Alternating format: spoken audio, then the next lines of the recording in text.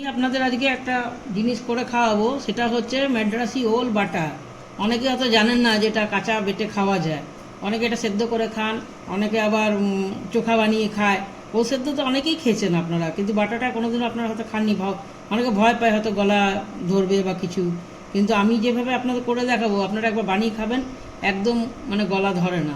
এই ওল বাটাটা আপনারা একবার করে দেখবেন ঘরে। তার জন্য আমার লাগছে, আমি অল্প একটু ওল নিয়েছি, ম্যাড্রাসি ওলটা ওটা নিয়েছি, 4 কোয়া রসুন, লঙ্কা, কালো সর্ষে, আর একটুখানি নারকেল এই কটা উপকরণ দিয়ে আমি এটাকে বাটবো।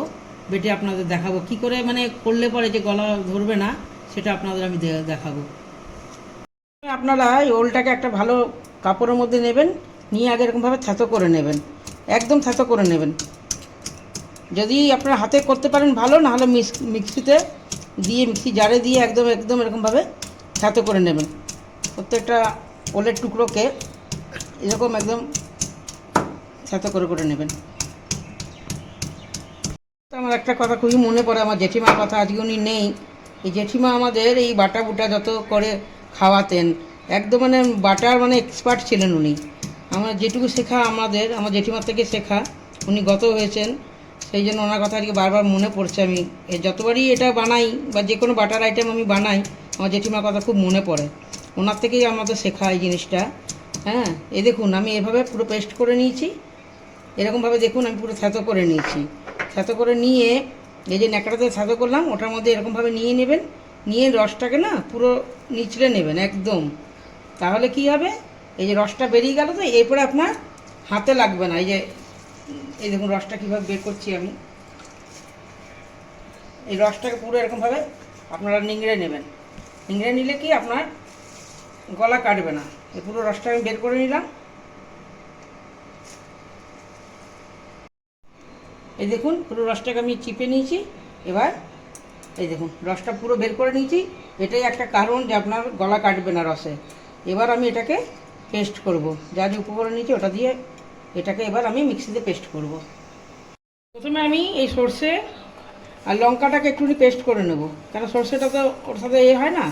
পেস্টটা প্রথমে আমি সর্ষেটাকে একটু পেস্ট করে নিচ্ছি, আর রসুনটা এইটা একটুখানি জল দেবেন না, এতে জল একদম পড়ে না। একটুখানি আমি আগে, এরপরে এই কচুগুলো দিলাম, যেটা করেছিলাম সাথে করেছিলাম, এই কচু দিলাম। তার মধ্যে আমি দেবো নুন, এই নুন,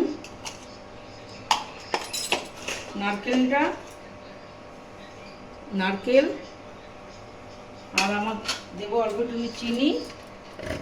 চিনিটা অল্প, এই অল্প একটু চিনি।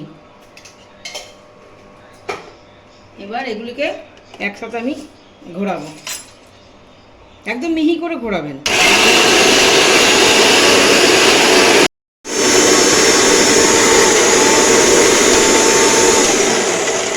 বন্ধ করলাম, তো দেখছি এটা কীরকম হয়েছে। আমি একদম মিহি করে, আপনারা একদম মিহি করে পেস্ট করবেন না, যতক্ষণ মিহি না হবে ততক্ষণ মিক্সি চালাবেন। এটা কিন্তু একদম মিহি হবে। এই দেখুন এরকম একদম মিহি হবে।